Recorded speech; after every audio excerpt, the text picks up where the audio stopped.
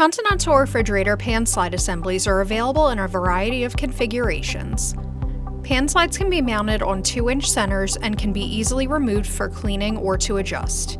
If your new unit was ordered from the factory with pan slides, the vertical supports will be pre-installed directly on the outer walls of the cabinet. The pan slides will be wrapped in an accessory package inside of the cabinet. Before installing the slides, determine the spacing desired between each pan that will be placed in the cabinet. Simultaneously insert the 2 studs on the slide into the upper end of the slot on the vertical supports at the desired height, and the pan slide will simply drop down and lock into place. Install another slide into the opposite vertical support using the same method. Check that the pair of slides are level and at the proper height.